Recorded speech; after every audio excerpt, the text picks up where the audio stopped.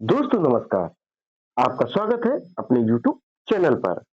और दोस्तों, कल हम लोगों ने पढ़ा था एनसीईआरटी हिस्ट्री क्लास 6 चैप्टर 6, जिसका टॉपिक था नए प्रश्न और नए विचार। दोस्तों, आज फटाफट इसी क्लास को रिवाइज करेंगे और कैसे शॉर्ट नोट्स बनाने इस पर भी चर्चा करेंगे। दोस्तों, ये क्लास इंपॉर्टेंट है state PCS, UPSC examination, THT, PHT, super TET, C TET, KVS, NVS और D triple S B, SSC CGL, RO ARO, SSC GD, even ऐसे सारे एग्जाम्स के लिए इंपॉर्टेंट है जिसमें यह टॉपिक दोस्तों आता है। और अपना जो आज का टॉपिक है वह है नए प्रश्न नए विचार। शुरू करने से पहले चार लाइनें आप लोगों के लिए। देखिए क्या है चार लाइनें। जिंदगी बहुत हसीन है, कभी हंसती है तो कभी रुलाती है। जिंदगी बहुत हसीन है, कभी हंसती है तो कभी रुलाती है, लेकिन जो जिंदगी की भीड़ में खुश रहता है, जिंदगी उसी के आगे सिर झुकाती है। आइए दोस्तों, अब अपने क्लास को स्टार्ट करते हैं। तो आपके सामने जो पहला टॉपिक है वह है गौतम बुद्ध। क्या है दोस्तों?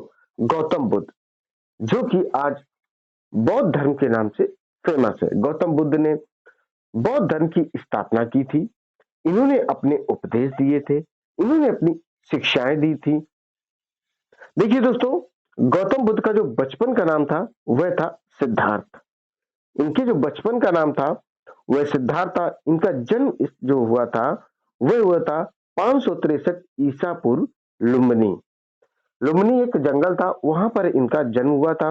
और इनका कुल था शाक। कुल क्या था? शाक। प्रथम उपदेश जो इन्होंने दिया था वह दोस्तों दिया था क्या? कुशीनगर। और ज्ञान प्राप्ति कहाँ हुई थी दोस्तों? बोध गया में हुई थी। देखिए आगे देखते हैं दोस्तों थोड़ा सा। ये देखिए, यहां से आप पढ़ सकते हैं और समझ सकते हैं। इनका जन्म स्थान, बचपन का नाम सिद्धार्थ, जन्म स्थान हुआ था 563 ईसा पूर्व। और कुल ये शाक था। और दोस्तों यहां इसको आप खुद ही क्लियर करके बताएंगे, प्रथम उपदेश इन्होंने सारनाथ में दिया था या कुशीनगर में दिया था। ज्ञान की प्राप्ति इनको बोध गया के नीचे हुई थी। 29 वर्ष की एज में इन्होंने घर छोड़ा था और पीपल के वृक्ष के नीचे एकांत में इन्होंने तपस्या की थी। लगभग इन्होंने 6 वर्ष तपस्या की थी और इनको 35 वर्ष की आयु में ज्ञान की प्राप्ति हुई थी। जो इनका जीवन का अंत है वह कुशीनगर हुआ है, जो वर्तमान में उत्तर प्रदेश का एक जिला है। उस समय कुशीनगर को कुशीनारा कहते थे। टाइमिंग थी 483 ईसा पूर्व। 563 ईसा पूर्व लुम्बिनी में इनका जन्म हुआ था और 483 ईसा पूर्व कुशीनगर में इनकी मृत्यु हुई थी, जिसको महापरिनिर्वाण भी कहते हैं। आइए अब आगे देखते हैं, ज्ञान प्राप्ति के बारे में पढ़ते हैं। देखिए, बुजुर्ग बीमार मृत साधु, जिसके कारण 29 वर्ष की आयु में ज्ञान की खोज में उन्होंने घर के सुखों को छोड़ दिया था। अनेक वर्षों तक भ्रमण करते रहे। 35 वर्ष की आयु में बोध गया में निरंजना नदी के तट पर पीपल वृक्ष के नीचे बुद्ध को ज्ञान की प्राप्ति हुई। देखो इन्होंने क्या क्या देखा था। एक बुजुर्ग व्यक्ति को देखा था, एक बीमार व्यक्ति को देखा था, मृत व्यक्ति को देखा था और साधु को देखा था। बुजुर्ग व्यक्ति को देखा तो इन्हें पता चला कि आज अगर मैं युवा हूं तो कल बूढ़ा हो जाऊंगा, और जिस शरीर पर आज घमंड है वह शरीर भी कमजोर हो जाएगा। बीमार व्यक्ति को देखा, उन्होंने समझा जाना और अपने सारथी से पूछा ये बीमार क्यों है, तो उन्होंने बताया इसका दोस्तों स्वास्थ्य खराब है या किसी अन्य बीमारी से ग्रसित है, इसीलिए इसका शरीर कमजोर है। तो गौतम बुद्ध को एक बात समझ में आई कि आज जिस शरीर की बनावट इतनी अच्छी है, जो शरीर इतना अच्छा है, वक्त बढ़ते बढ़ते ये किसी बीमारी से अगर ग्रसित होता है तो ये कमजोर भी हो जाएगा। फिर इन्होंने मृत व्यक्ति को देखा तो इन्होंने अपने सारथी से पूछा यह क्या है। इन्होंने बताया राजकुमार, जो व्यक्ति इस पृथ्वी पर जन्म लेता है मृत्यु उसकी तय है। फिर इन्होंने एक साधु को देखा जो एकदम प्रसन्न चित्त मुद्रा में घूम रहा था। फिर उन्होंने पूछा यह व्यक्ति कौन है, तो सारथी ने कहा राजकुमार, यह एक साधु है और इसे संसारिक जीवन से कोई मोह माया नहीं है, इसने अपने गृहस्थ जीवन को त्याग दिया है और आराम से खुशी पूर्वक जीवन यापन कर रहा है। तो इनकी बात एक क्लियर हुई राजकुमार जी के, जो कि गौतम बुद्ध के नाम से फेमस थे, कि दोस्तों अगर शांति ढूंढनी है तो गृह त्याग करना कंपलसरी। इसीलिए इन्होंने 29 वर्ष की आयु में अपना घर छोड़ दिया था। अनेक वर्षों तक इधर उधर घूमते रहे जंगलों में। फिर क्या हुआ दोस्तों, निरंजना नदी के तट पर पीपल वृक्ष के नीचे इन्होंने तपस्या की। तब इनको 35 वर्ष की आयु में ज्ञान प्राप्त हुआ। इसके बाद वे बुद्ध के रूप में जाने गए। आज भी दोस्तों वे बुद्ध के रूप में जाने जाते हैं। पहली बार सारनाथ में अपना उपदेश कौंडिन्य व उनके साथियों को दिया था। देखिए दोस्तों, पहला जो उपदेश दिया था वह सारनाथ में दिया था। अंतिम जो उपदेश था वह कुशीनगर में दिया था। और कुशीनगर में यह एक स्थान से दूसरे स्थान पर जाने के लिए सिर्फ और सिर्फ पद यात्रा का ही उपयोग करते थे, अर्थात एक स्थान से दूसरे स्थान पर पैदल ही जाते थे। गौतम बुद्ध के शिष्य थे आनंद, उपाली थे। बुद्ध ने अपनी शिक्षा सामान्य लोगों को प्राकृत भाषा में दी थी। अगर आपसे कभी पूछा जाए बुद्ध भगवान ने अपनी जो शिक्षा है, उपदेश है, वह किस भाषा में दिए हैं, तो आप बता सकते हैं उन्होंने प्राकृत भाषा में ही उपदेश दिए हैं। अंतिम लक्ष्य था निर्वाण की प्राप्ति।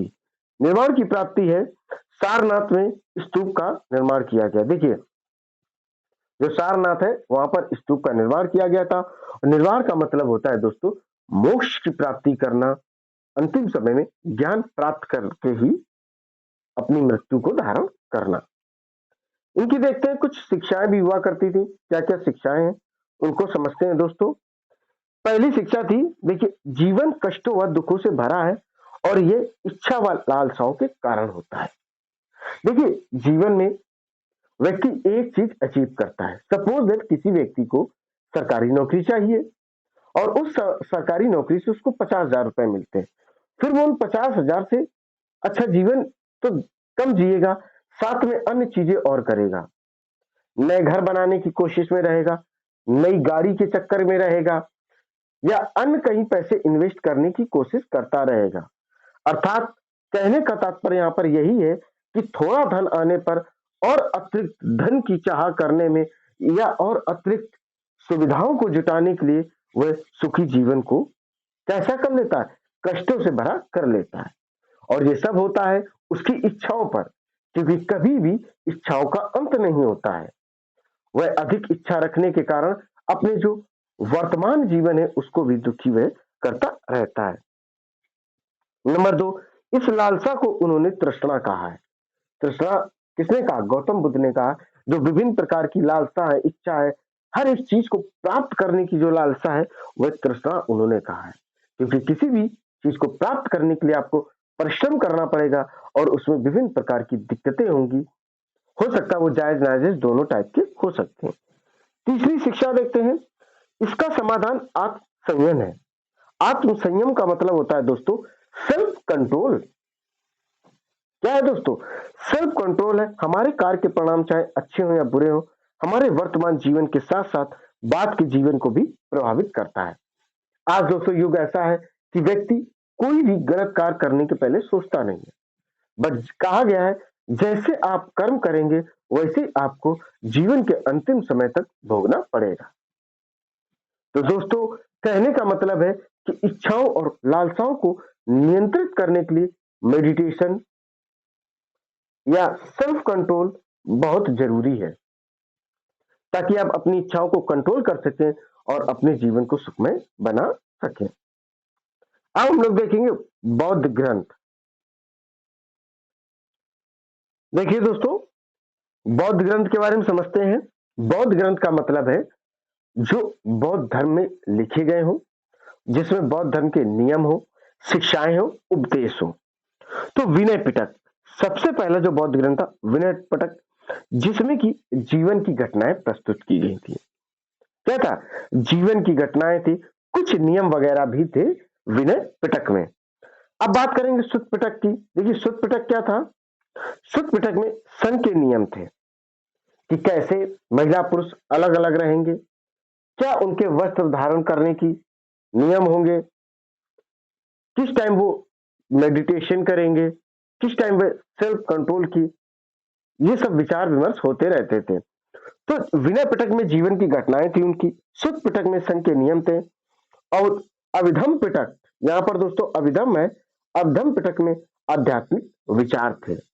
आध्यात्मिक विचार का दोस्तों मतलब है कि कैसे अपनी भावनाओं पर, कैसे अपनी इच्छाओं पर, कैसे अपनी लालसाओं पर नियंत्रण रखा जाए। अब हम लोग देखेंगे उपनिषद। देखिए उपनिषद का मैंने अर्थ आपको बताया था, गुरु के समीप बैठना, अर्थात जब कोई शिष्य गुरु के समीप बैठेगा तो वह वार्तालाप करेगा, और इनकी वार्तालाप को भी उपनिषद में दर्शाया जाता था। यह उत्तर वैदिक ग्रंथ तथा उपनिषद का अर्थ होता है गुरु के समीप बैठना। यह बातचीत का संकलन है। इसके अंतर्गत और विभिन्न विचारकों चिंतकों के द्वारा मृत्यु के बाद के खोज में ढूंढे गए उत्तर है। अर्थात जब डिस्कशन होता था, चर्चा होता था टीचर एंड स्टूडेंट के बीच, तो इन्होंने बहुत सारी ऐसे खोजें की कि मरने के बाद आत्मा का क्या होता है, वो कैसे कहाँ रहती है, उसके विचार कैसे होते, ये विभिन्न प्रकार के प्रश्नों को इन्होंने ढूंढने की कोशिश की, और विभिन्न प्रकार के उत्तर भी इन्होंने उपलब्ध कराए थे। किसमें? उपनिषद में। आइए डियर स्टूडेंट्स, अब देखते हैं जैन धर्म, और इसमें 24 महातीर्थंकर हुए थे, और जैन धर्म की जो स्थापना है वह डियर स्टूडेंट्स ऋषभ देव ने की थी, जो कि पहले तीर्थंकर हुए थे। और महावीर है वह अंतिम थे, और सबसे ज्यादा जैन धर्म का जो प्रचार प्रसार किया है वह महावीर स्वामी ने ही किया है। देखिए जैन शब्द संस्कृत के जिन शब्दों से बना है उसका अर्थ होता है विजेता। जैन शब्द संस्कृत के शब्दों से बना है, और इसका डियर स्टूडेंट जो वर्ड मीनिंग होता है वह होता है विनर, विजेता। महावीर का जो जन्म है 540 ईसा पूर्व कुंडग्राम वैशाली बिहार में हुआ था। महावीर का जो जन्म है वह 540 ईसा पूर्व कुंडग्राम वैशाली में हुआ था, जो कि वर्तमान में कहाँ है? बिहार में था। उन्होंने जाम्बिक ग्राम में प्रथम उपदेश दिया। देखिए यहाँ पर जम्बिक भी सही है, अगर कहीं पर जाम्बिक भी लिखा हो वो भी दोस्तों सही होता है, या जाम्भिक लिखा हो वो भी डियर स्टूडेंट्स करेक्ट होता है। जाम्बिक ग्राम में प्रथम उपदेश राजगृह में इन्होंने दिया था, और जीवन के अंत में 468 ईसा पूर्व में इनकी मृत्यु हुई थी। देखिए अगर पूछा जाए कि जो महावीर स्वामी थे इनका जन्म कब हुआ था? 540 ईसा पूर्व कुंडग्राम वैशाली में, और जीवन का अंतिम समय कहां गुजरा था, किस सन में था अंतिम समय, अंतिम क्षण या मृत्यु को प्राप्त हुए थे? 468 ईसा पूर्व में। अब यहां से देखते हैं पावापुरी राजगिरे बचपन का नाम था, ठीक है। इनके देखिए पावापुरी राजगिरे इनके बचपन का, देखिए ये कहां से संबंध रखते थे? पावापुरी राजगिरे से। और इनके बचपन का नाम क्या था? पावापुरी राजगिरे बचपन का नाम था, और वर्धमान महावीर जैन धर्म के संस्थापक ऋषभ देव थे। इनके बचपन का नाम था वर्धमान दोस्तों, और जो जैन धर्म है इनकी जो स्थापना की थी जैन धर्म की वह ऋषभ देव ने की थी। और 24वें जो महावीर जैन थे वह वज्जी संघ के लिच्छवी कुल के क्षत्रिय राजकुमार थे। अब आप समझे यहां से जो महावीर थे ये वज्जी संघ के थे और लिच्छवी कुल के क्षत्रिय राजकुमार थे। 30 वर्ष की आयु में इन्होंने घर छोड़ दिया था। 12 वर्ष तक इन्होंने एकाकी जीवन जिया, इधर उधर घूमते रहे। इसके बाद उन्हें 42 वर्ष की उम्र में ज्ञान की प्राप्ति हुई। इसके बाद उन्हें 42 वर्ष की उम्र में ज्ञान की प्राप्ति हुई, और जो इनकी शिक्षाएं हैं, जो उपदेश हैं जैन धर्म में, वह प्राकृतिक भाषा में दिए गए, प्राकृत भाषा में उपदेश दिए गए हैं। और इनके त्रिरत्न थे। देखिए क्या क्या थे वो आपको हम बताते हैं। सम्यक ज्ञान, सम्यक ध्यान भी कहते हैं, सम्यक दर्शन, सम्यक आचरण। सम्यक ज्ञान या सम्यक ध्यान, सम्यक दर्शन, सम्यक आचरण, और इसके 2 पार्ट्स थे जैन धर्म के, दिगंबर और श्वेतांबर। क्या थे? दिगंबर और श्वेतांबर। अब आइए देखते हैं जैन धर्म की कुछ शिक्षाएं। इनकी पहली शिक्षा थी कि अहिंसा के नियम का कड़ाई से पालन किया जाना चाहिए और किसी भी जीव की हत्या नहीं करनी चाहिए। अर्थात इनका कहने का मतलब था कि किसी भी तरीके से किसी भी जीव की हत्या नहीं करनी चाहिए। अर्थात अगर किसी भी व्यक्ति या महिला पुरुष को जैन धर्म अपनाना है तो वह किसी भी हालत में किसी भी जीव की हत्या नहीं करेगा, चाहे वह किसान हो, कसाई हो या आम व्यक्ति हो। भोजन के लिए भिक्षा मांगकर सादा जीवन बिताना और चोरी नहीं करना, ब्रह्मचर्य का पालन करना आदि। देखिए, सिंपल लिविंग हाई थिंकिंग पर यह धर्म निर्धारित था, सादा जीवन उच्च विचार पर।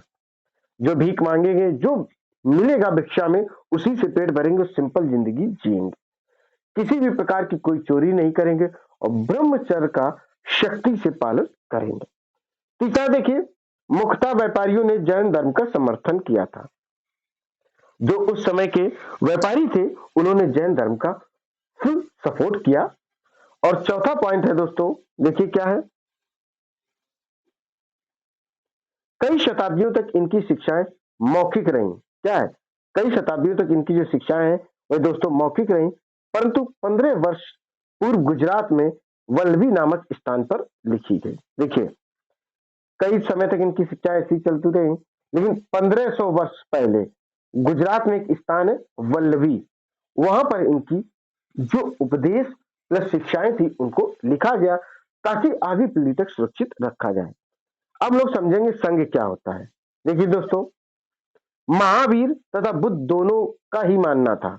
देखिए, चाहे बौद्ध धर्म हो, चाहे जैन धर्म हो, चाहे महावीर हो, चाहे गौतम बुद्ध हो, दोनों का एक ही मानना था कि अगर आपको ज्ञान प्राप्त करना है, मोक्ष की प्राप्ति करनी है, या सच्चे ज्ञान को प्राप्त करना है, तो आपको घर छोड़ना पड़ेगा।